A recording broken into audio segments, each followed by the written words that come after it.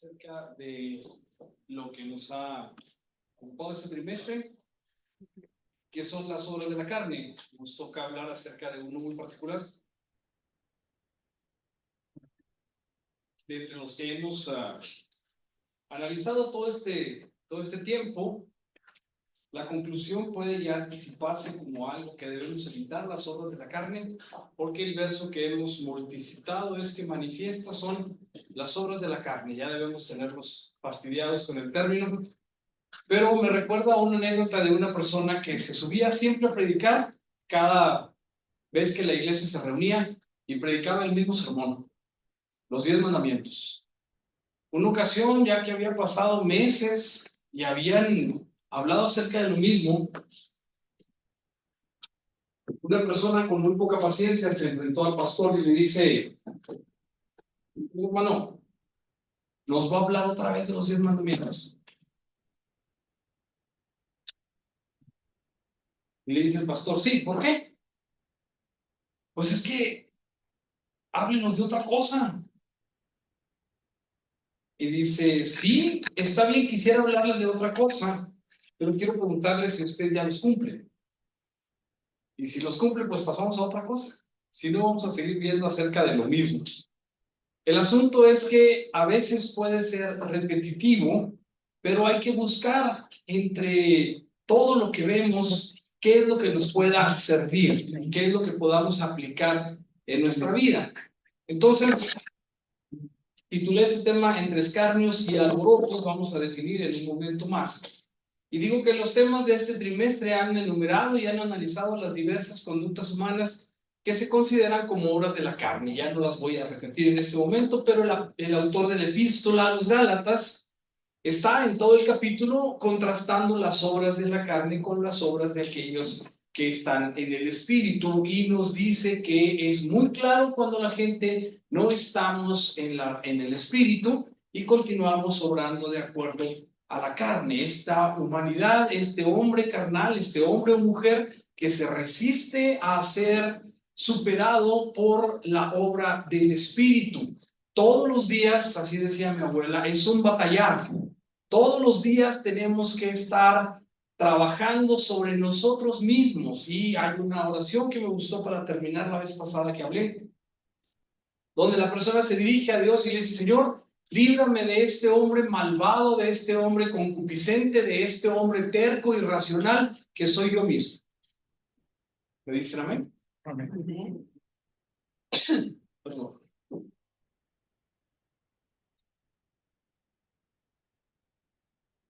Una distracción. Digo pues, andad en el espíritu y no satisfagáis los deseos de la carne.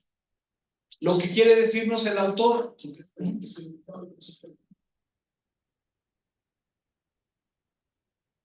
que recordemos siempre, hermanos, esta lucha, esta dualidad del hombre carnal que aún no ha muerto y que continúa estorbándonos y que continúa oponiéndose, porque eso es lo que dice: la carne se opone al espíritu y el espíritu se opone a la carne. Lo hemos estudiado, lo hemos analizado, y no importa qué título le pongamos: adulterio, fornicación, borracheras, orgías, todo esto está considerado como obras de la carne. Así que usted seleccione cuál es en el que usted tiene debilidad, y entonces hay que trabajar sobre ello, porque a veces consideramos más pecadores a unas personas porque su pecado es para nosotros manifiesto, es más importante o es más grave que lo que nosotros hacemos. Y quiero decirles, hermanos, esta tarde lo que ustedes ya saben: para Dios solamente habemos dos tipos de personas: los que somos pecadores y los que no somos pecadores. Así que les voy a pedir, levanten la mano los que no somos pecadores.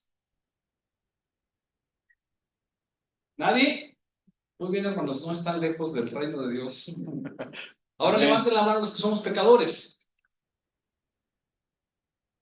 Encontré una frase que me gustó mucho que dice: no piense usted que los cristianos somos buenas personas. Escuchen. No piense usted que los cristianos somos buenas personas. Somos viles y miserables pecadores redimidos por la sangre de Jesús. Amén. Algunas veces: no, yo soy cristiano, soy una buena persona. No. Entre más cristiano, seas, más te debes de dar cuenta de que somos viles, miserables pecadores que no merecemos la gracia de Dios. Es gracia inmerecida, es el amor de Dios lo que nos convierte en personas aceptables. Y nosotros en la obra de la carne no podemos hacer nada, pero en la obra del Espíritu podemos devolver lo que Dios nos ha hecho primero, porque Dios nos amó primero. Así que entonces, andad en el Espíritu y no satisfagáis los deseos de la carne. Porque el deseo de la carne es contra el Espíritu y el del Espíritu es contra la carne. Este combate, no lo olvide usted, si se siente que no puede, si se siente que lo supera en la humanidad, si se siente que no está cerca de Dios y que continuamente está cayendo, esa es la condición humana. Eso es nuestra triste realidad. Desde los tiempos de Noé, Dios dijo, el pensamiento del hombre es de continuo hacer el mal. Pero la misericordia de Dios, llegado el momento, se manifestó para que nosotros dejemos de confiar en nosotros mismos, nos tomemos de la mano del Señor, dejemos al Espíritu que llene el trono de nuestro corazón y nos guíe. ¿Me dicen amén? Entonces, dice aquí, estos se oponen entre sí para que no hagáis lo que quisieres. Pero insisto, las sabias palabras de mi abuela es un batallar todos los días. ¿Me dicen amén? A veces sentiremos que sí gana el Espíritu, a veces nos arrastrará nuestra humanidad, pero ese es el combate diario.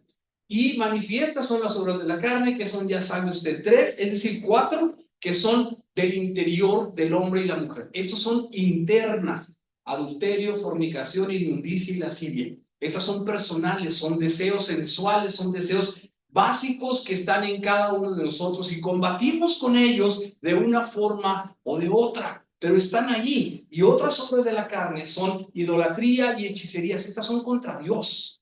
También a veces estamos en contra de Dios con los pensamientos que tenemos, incluso de la iglesia, incluso de la religión, acerca de Dios y acerca de lo que tenemos confianza. En esto pecamos contra Dios muchas veces.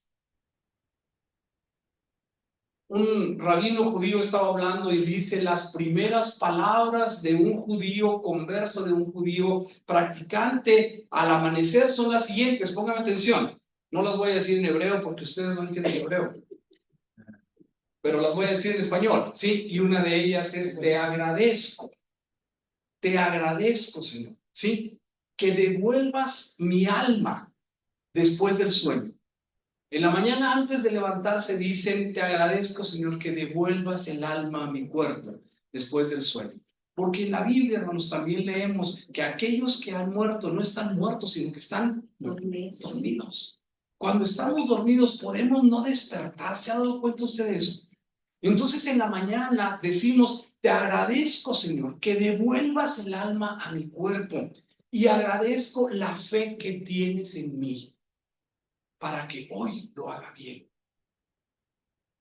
Reflexione un momento. Dígale a Dios eso mañana en la mañana. ¿Sí? Señor, gracias por darme la vida hoy. ¿Sí? Gracias por la fe que tienes en mí, porque puede ser que te canses de mí, de mis fracasos continuos, y entonces un día ya no me des la vida.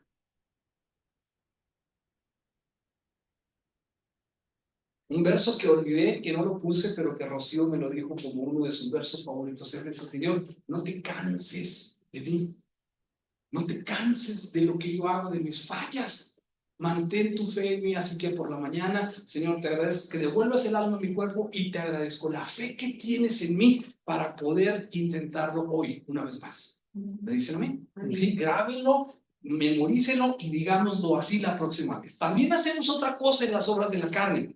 Nos enemistamos con nuestros hermanos, tenemos pleitos, celos, iras, contiendas, tenemos disensiones, nos vamos por otro lado, hacemos herejías, tenemos envidias y homicidios. Todo esto es en contra de nuestros semejantes.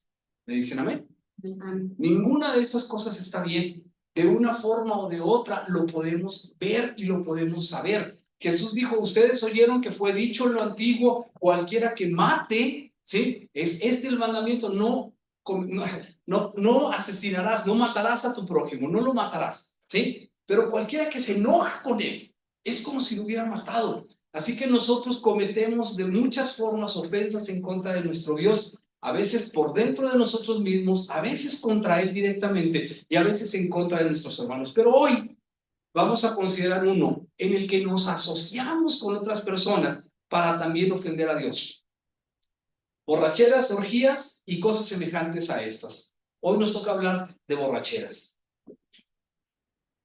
Puse esto para acordarme de una anécdota que quiero compartir con ustedes. La charla en el grupo de Alcohólicos Anónimos no terminó bien. Hace muchos años, no sé cuántos, yo era joven y menos inteligente que ahora. Ahora soy, bueno, no soy ni joven ni tan inteligente tampoco, entonces no sé cómo terminar la frase, pero me invitaron a dar una plática en un grupo de Alcohólicos Anónimos. Y entonces yo, hermanos, preparé lo que habría que decir y quería esmerarme para estar bien con la persona que me invitó porque lo había conocido desde hacía mucho tiempo. Y me invitaron ahí no porque tuviera yo problemas con mi manera de beber, como dicen ellos, sino para que pudiera hablar desde un punto de vista médico acerca del efecto del alcohol. Y me preparé con datos estadísticos acerca de lo devastador que puede ser para el tejido social, los efectos del alcohol, y hablaba acerca de los accidentes que se derivan de conductores ebrios. Puse números relacionados con los accidentes automovilísticos y los gastos en materia de ausentismo laboral, el costo del tratamiento de las incapacidades que requieren los miles de personas que son afectados por los bebedores sociales o por los bebedores de fin de semana o bebedores ocasionales. No olvidé mencionar tampoco el número de muertes que ocurren a consecuencia del abuso del alcohol. Y por último, quise enfatizar en los efectos del alcohol en el organismo humano, desde los efectos iniciales hasta los efectos ya destructivos en etapas severas como la cirrosis hepática, la encefalopatía, la desnutrición, las varices esofágicas y el deterioro terrible que va consumiendo a una persona que muere por los efectos del alcohol. Así que yo me sentía muy bien con mi tema y cuando estaba hablando de eso, una persona que estaba sentado atrás en la sombra se levantó, se acercó hasta donde yo estaba y en actitud de muy poca paciencia, hasta con actitud amenazante, me dijo: oiga, ¿usted es alcohólico? Y le dije: no, señor, no lo soy. Entonces bájese, no sabe de lo que está hablando.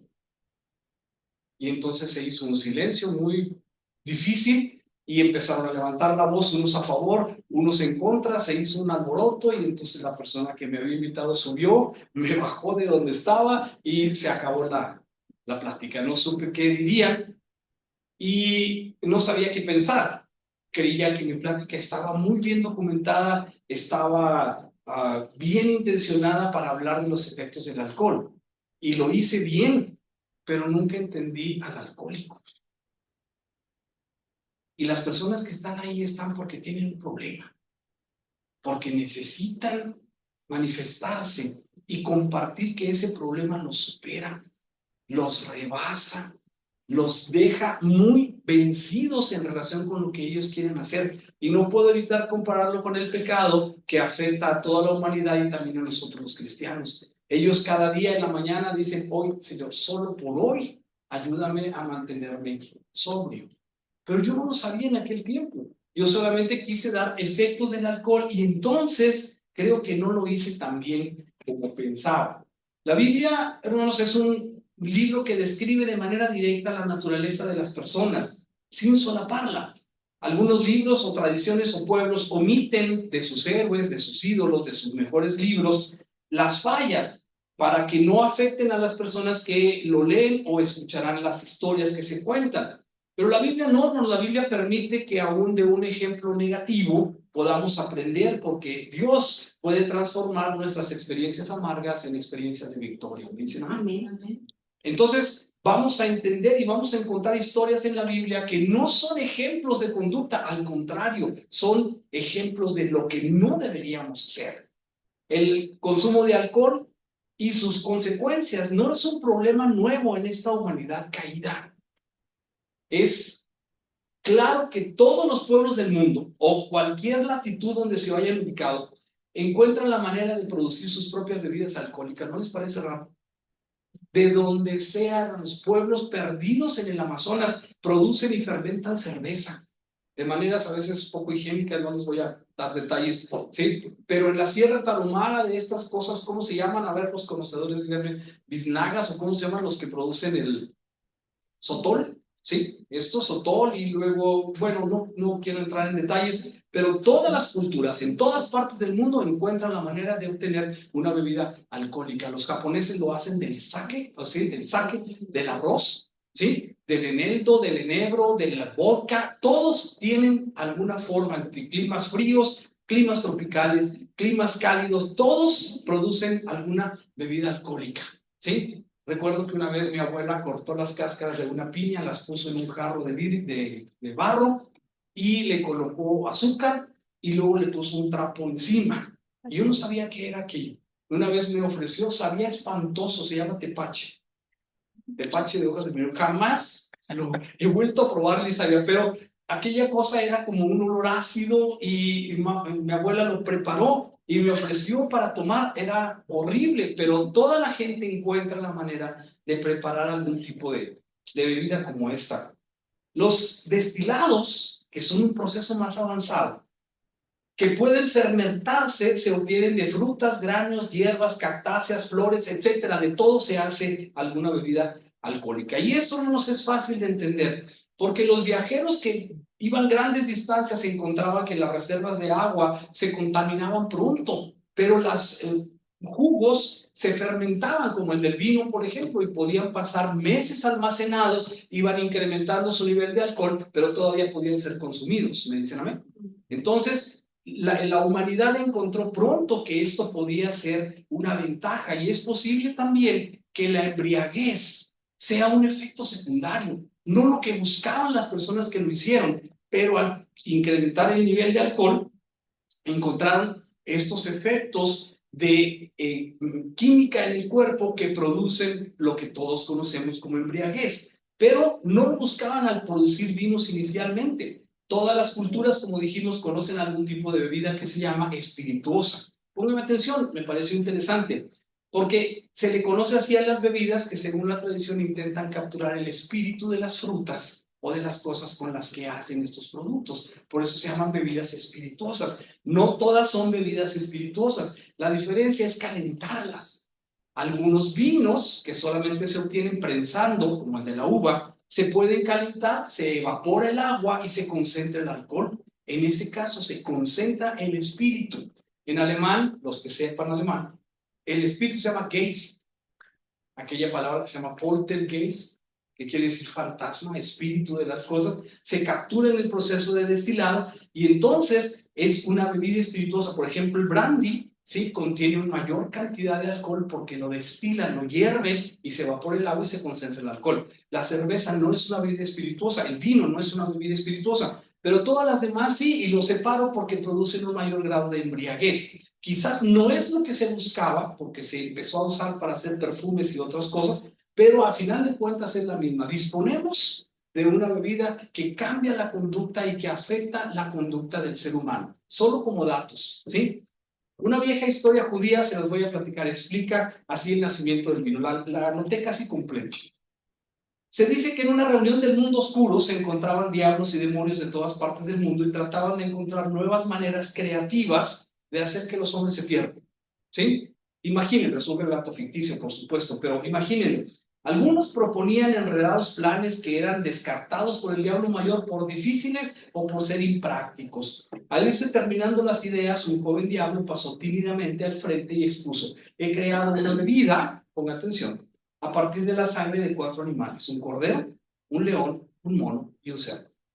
¿Sí? Los reunidos estallaron en risas y se burlaban del joven diablo, haciendo de él escarnio y menosprecio. ¿Cómo va a hacer esto que nosotros podamos hacer que el hombre se pierda? El muchacho, el demonio, los cayó el demonio mayor y pidió que siguiera hablando el joven. Al beberlo, dijo: el hombre encontrará al principio un sabor amargo, no muy agradable, pero lo que el brebaje contiene le hará entrar en un estado de tranquilidad inicialmente: la sangre del cordero, manso y sonriente. Pasados unos tragos, el león aparecerá para causar alboroto y para pelear contra cualquiera que se le ponga enfrente. ¿Sí? Unos cuantos tragos más y entonces desaparecerá el león para dar paso al mono. Y nuestra víctima andará haciendo el ridículo, cayendo y dando traspiés con su hablar distorsionado y su conducta errática, a la que todos los que le vean rían de sus condiciones. Como un mono, con su pérdida de control y emociones, servirá para entretener a todos los presentes. Y por último, los diablos y demonios estaban sorprendidos y ya empezaban a regocijarse ante la perspectiva de ridiculizar a los humanos. Luego, anticipando el final, el demonio mayor se levantó de su silla y le pidió continuar. El cerdo dijo: viene en último lugar, para denigrar y llevar al ser humano a lo más bajo de su comportamiento. Todos estallaron en aplausos y el diablo fue ascendido un grado. Piénselo por un momento. ¿Qué son los efectos del alcohol? ¿Qué le pasa a la persona que toma demasiado? Al principio, ¿sí? Se muestra tranquilo, pasivo, ¿sí? Sonriente, se calma y tiene un cierto efecto. Luego viene el león, ¿sí? Empieza a pelear con todo el mundo, a sentirse bravucón, a echar pleito con los demás, y luego después llega el efecto del mono y anda haciendo el ridículo ciertamente. Y por último, si continúa tomando, el efecto del alcohol va a deprimir su corteza cerebral, lo va a hacer que caiga debajo de alguna mesa, y si es demasiado grave, el metabolismo no va a ser suficiente para evitar una congestión alcohólica. Puede deprimir su sistema respiratorio central y morir de una congestión alcohólica. ¿Me dicen amén? ¿Sí?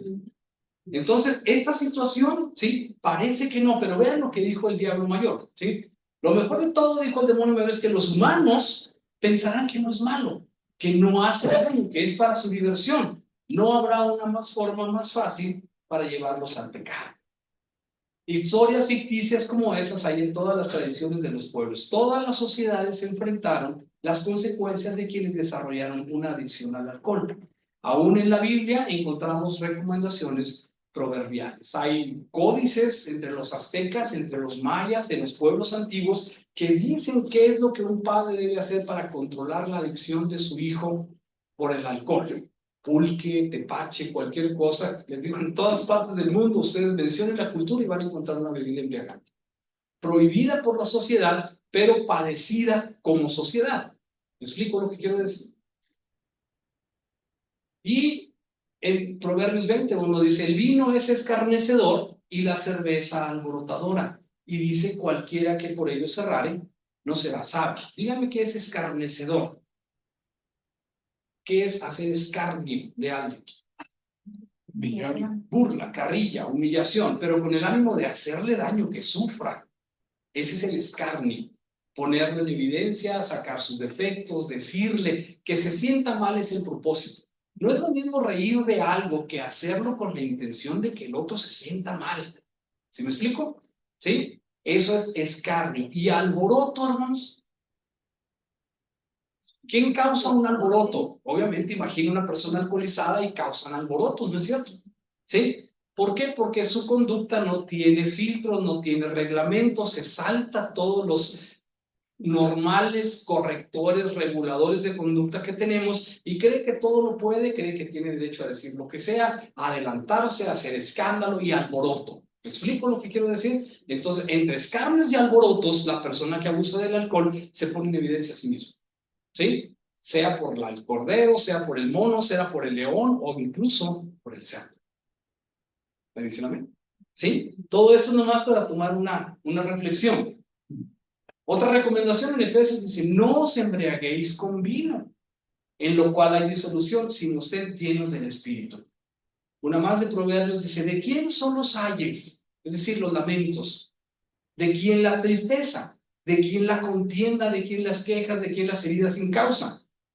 ¿De quién los ojos enrojecidos?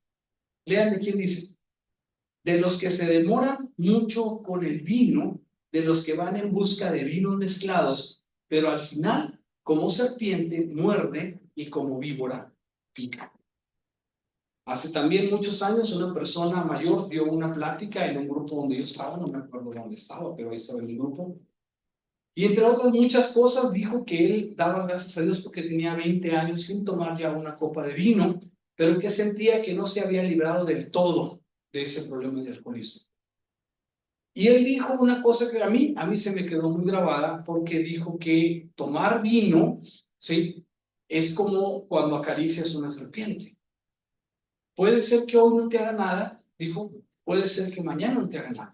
Puede ser que la tomes en las manos y no te haga nada, pero un día te puede morder. Y eso es lo que dice aquí. Yo no sabía que tenía una base bíblica. Si al final, como serpiente muerde, como víbora. Y eso es una cosa que las personas poco tomamos en cuenta, porque consideramos, yo controlo muy bien el vino, yo no tengo problemas con mi forma de beber. Sin embargo, hermanos, hay que tener en cuenta que un bebedor social puede convertirse en un bebedor permanente o puede convertirse en un problema. Veamos. Vamos a poner, por ejemplo, a Noé y lo vamos a escarnecer.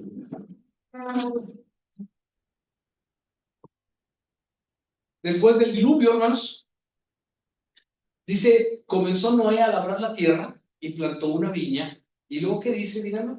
Bebió del vino y se embriagó. Y estaba descubierto en medio de su tiempo. ¿Sí? Tomó tanto vino que se quedó dormido y desnudo. Y Cam, vean, Cam es padre de Canaán, para que se expliquen un poco el conflicto del Medio Oriente. Vio la desnudez de su padre y lo dijo a sus dos hermanos que estaban afuera. ¿Sí? Vino para hacer burla de su propio padre. Entonces, Sem y Jafet, que son los otros dos hijos de Noé, tomaron la ropa, la pusieron sobre sus hombros y andando hacia atrás, cubrieron a su padre para no ridiculizarlo y para cubrir su desnudez. Teniendo vueltos sus rostros, así no vieron la desnudez de su padre. Y despertó Noé de su embriaguez, imagínense, ¿sí? Como despierta la persona que pierde la conciencia y dice, ¿qué fue lo que pasó? Pues aquí estás, ¿sí? Completamente después de la embriaguez, supo lo que había hecho su hijo más joven y dijo, léanlo por favor, maldito seas, Canaán, ¿sí? Siervo de siervos será a sus hermanos. Aquí sí ustedes se quieren explicar por qué los descendientes de Cam, los cananitas, son siervos de los israelitas. Esta historia tiene un origen más o menos vitivinícola, ¿sí? Qué interesante, a mí me parecen datos interesantes porque Canaán nunca va a dejar de servir, porque es la maldición que recibió después del comportamiento de que Noé tuvo este poco atino de quedarse dormido, y esta maldición se extiende hasta nuestros días, ¿sí? No dice que Noé fuera un alcohólico, dice que Noé tomó una mala decisión y tomó de más y se embriagó en ese momento y tuvo consecuencias importantes. ¿Me explico a dónde quiero ir? ¿Sí? No quiere decir que se sea alcohólico, quiere decir que no tuvo control de su forma de beber. Entonces su descendencia pagó la acción de lo que estaban teniendo en un momento determinado. Dice que sufrió pues esta vergüenza. Y hay otro caso que quiero mencionar a continuación, las hijas de Lot.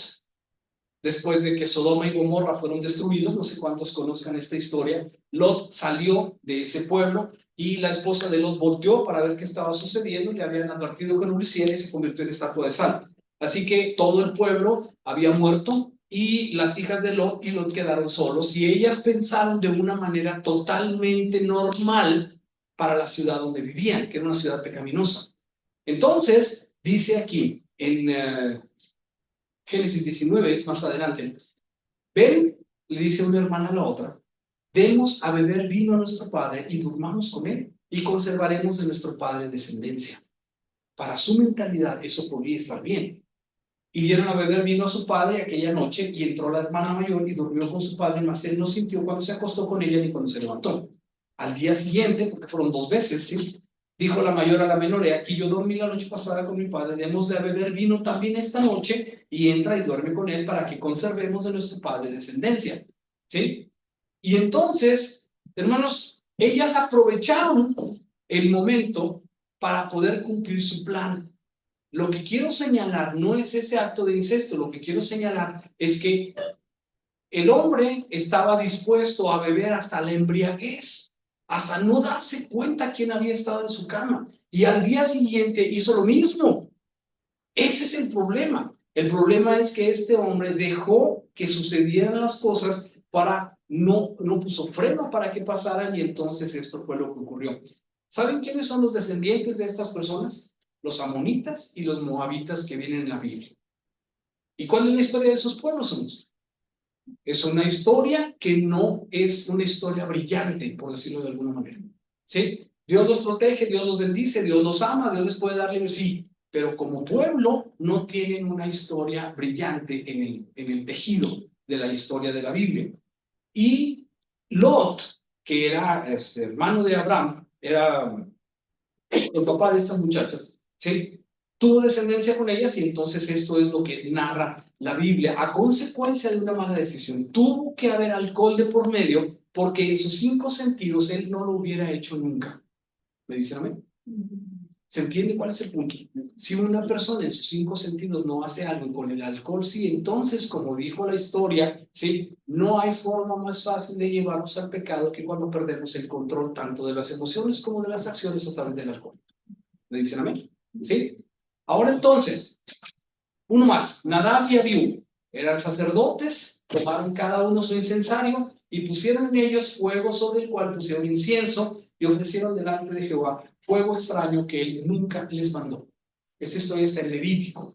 Vinieron y les pareció buena idea, hicieron cosas que Dios nunca les pidió que hicieran y salió fuego de delante de Jehová y los quemó y murieron delante de Jehová. En ese momento Dios le dijo a otras personas, entren por ellos, sáquenlos y pongan afuera y no se vayan a poner de luto, no vayan a llorarlos ni vayan a hacer endecha por ellos porque se lo merecieron. Yo no les dije que hicieran eso. Ah, y una cosa más, agregó Dios, tú y tus hijos contigo no beban vino ni sidra. ¿Qué quiere decirnos? Que estos muchachos, estos sacerdotes estaban borrachos cuando fueron a oficiar delante de Dios. No le gustó a Dios. ¿Le dicen amén? ¿Sí? No le gustó a Dios. Por una razón muy simple. Vean lo que dice. ¿Sí? Cuando entréis en el tabernáculo de reunión, para que no muráis, a ese nivel no le gustó a Dios. Estatuto perfecto será para perpetuo será para vuestras generaciones. Y dice ahí, para poder discernir lo santo y lo profano, lo limpio y lo inmundo.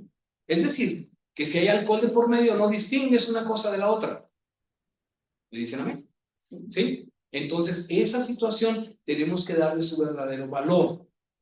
Termino casi con esto. El Manual Diagnóstico y Estadístico de los Trastornos Mentales, quinta edición de SM, establece el trastorno por consumo de alcohol como un diagnóstico médico. A ver si no me pasa lo mismo que en la plática de los alcohólicos, alguien me diga, bájate de ahí, ¿sí? El trastorno por consumo de alcohol, que ya no llaman alcoholismo, es trastorno por consumo de alcohol. Se produce cuando el consumo recurrente provoca un deterioro clínico y funcionalmente significativo como problemas de salud. Es decir, que ya le hace daño a una persona, lo podemos calificar como un trastorno de consumo de alcohol. Cuando produce discapacidad e incapacidad para cumplir con responsabilidades importantes en el trabajo, la escuela o el hogar, entonces es un grado mayor de trastorno por consumo de alcohol. Este, que se conoce como TCA, trastorno de consumo de alcohol, se clasifica utilizando 11 criterios que describen los hábitos de consumo de alcohol. Si te tomas más de 14 tragos en una semana o 7, ahí van diciendo, no voy a entrar en detalles para no hacerlo aburrido, pero una persona se diagnosticará que no tiene ningún trastorno de consumo de alcohol, ¿sí? O bien que tiene uno leve, o bien que tiene uno moderado o que tiene uno grave, según los criterios. Cuando la persona busca ansiosamente el alcohol, puede considerarse como grave. Cuando una persona lo invitan a una fiesta y lo primero que pregunta es quién va a llevar el vino, ¿sí? Entonces estamos en un problema. ¿Me dicen amén? ¿Sí? Los bebedores sociales creen que pueden controlarlo, pero hay que decir, la Biblia misma señala, el que crea estar firme, mire que no caiga. ¿Cuándo puede morder esta serpiente? No lo sabemos, hermanos. Puede ser una propensión y no defenderse de ello puede ser una situación peligrosa.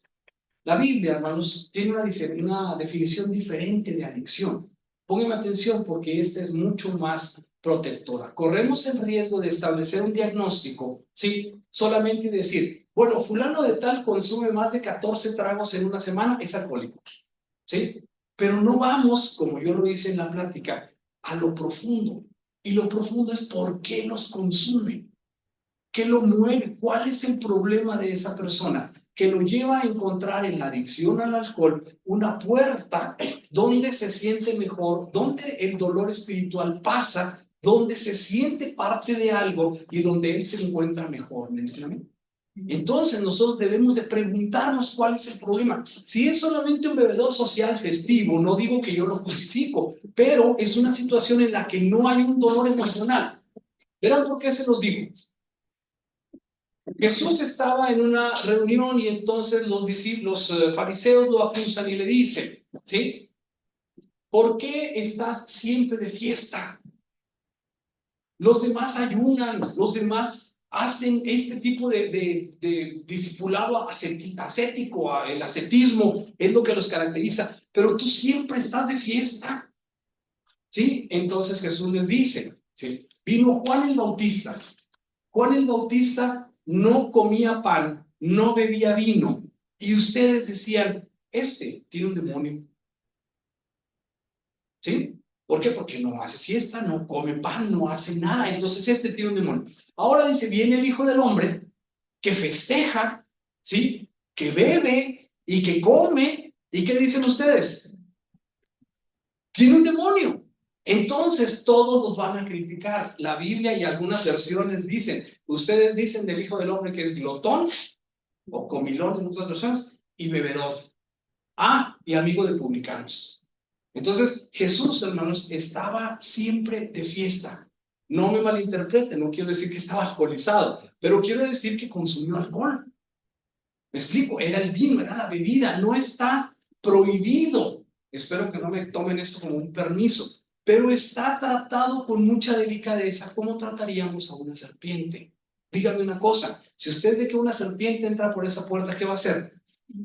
¿Va a ir a levantarla y acariciarla como si fuera un cachorrito o qué va a hacer? Igual, si ve que entra un león por ahí, no se pregunta, oye, ¿de qué circo salió? ¿De dónde viene? Lo que vamos a hacer es irnos, pero completamente de ahí. Pero la persona, cuando le ponen alcohol enfrente, dice, bueno, ¿a qué sabrá? Quizás no es mala idea, ¿sí? Y esto es lo que la Biblia dice, tienes que estar al pendiente. El vino es escarnecedor, la cerveza es alborotadora, y el que por ello se errare, no será sabio. No quiere decir que no te puedes tomar una, ¿sí? No quiere decir que no puedes tener contacto con el alcohol. Lo que dice es que no vayas a errar por el alcohol, que no confíes en tu propia prudencia, que no creas que estás a salvo de esta mordedura de serpiente. ¿Me dicen amén? ¿Sí? Entonces tenemos que tener los ojos bien abiertos porque puede ser una condición peligrosa. Sin embargo, hay otra cosa más importante. La Biblia tiene una definición diferente de adicción que involucra nuestra relación con Dios. Si tu adicción no es con Dios, entonces esa otra cosa está mal. ¿Me dicen amén? Vamos a ampliar. La adicción es elegir o buscar algo distinto de Dios de manera habitual, pautada, repetitiva, para satisfacer una necesidad particular, a pesar de que conocemos que puede tener consecuencias negativas. ¿Me dicen amén? ¿Sí? La psicología detrás de eso, hermanos, es muy confusa. Casi nadie puede explicar por qué lo hace. ¿Me dicen amén? ¿Sí? Es la misma situación que como humanos tenemos ante el pecado. Esa inclinación que nos hace desarrollar una afición por algo, aunque sabemos que está mal. Sí sabes que está mal, pero te supera, es algo que está por encima de lo que puedes controlar. Y es porque, hermanos, le dejamos el control a estas cosas antes que poner al Espíritu Santo en nuestro corazón. ¿Me dicen amén? Entonces, si usted se siente débil ante una de estas tentaciones, el alcohol o lo que sea, ahorita estamos hablando de ese, pero dice que la adicción que tenemos por aquello que nos atrae tanto es que dejamos el trono de nuestro corazón a eso en lugar de dárselo solamente a Dios. ¿Me dicen amén? Es muy humano, fallamos con eso, pero no por eso dejamos de ver que está mal. Esa es la única esperanza que tenemos, porque la Biblia dice que si tu conciencia te redarguye, entonces vas en el camino, porque vas a suspenderlo, pero necesitas darte cuenta de que eso está mal y que te puede hacer daño. Necesitas recuperar el control de lo que haces, que no sea una respuesta instintiva, que no sea algo que simplemente te arrastra, sino que puedas plantarte y decidir, esto no lo voy a hacer más. ¿Me dicen amén? Dice, la vida de adicción es una vida que se aleja de Dios. ¿Sí? ¿Es claro? La adicción es cuando reconocemos a cualquier Dios, con minúscula B, que no sea el Dios verdadero y viviente de la Biblia. Esto me controla. Es una adicción. ¿Sí? Estás lejos de Dios, estás yendo por el camino equivocado. No deberíamos de tolerar que eso suceda. El problema es que Dios nos dice que Él debe ser lo primero y más importante en nuestras vidas, corazones y mentes, pero constantemente ponemos a otras personas, cosas y actividades en el primer lugar de nuestras vidas. Eso es una adicción. Así que si el alcohol está entre estas cosas, hay que detenerlo y hay que suspender esta tendencia que tenemos. No sabemos que las adicciones vienen de algo que nos causa dolor.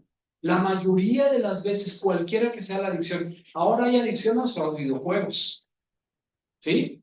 ¿Me dicen amén? A ver, aquellos que tienen Xbox, PlayStation, ¿sí? O TikToks, o cualquier plataforma. Yo sé que ustedes no, los jóvenes de la iglesia no lo hacen, pero cualquier cosa que te lleva a refugiarte en algo, mientras sea entretenimiento, posiblemente podamos manejarlo.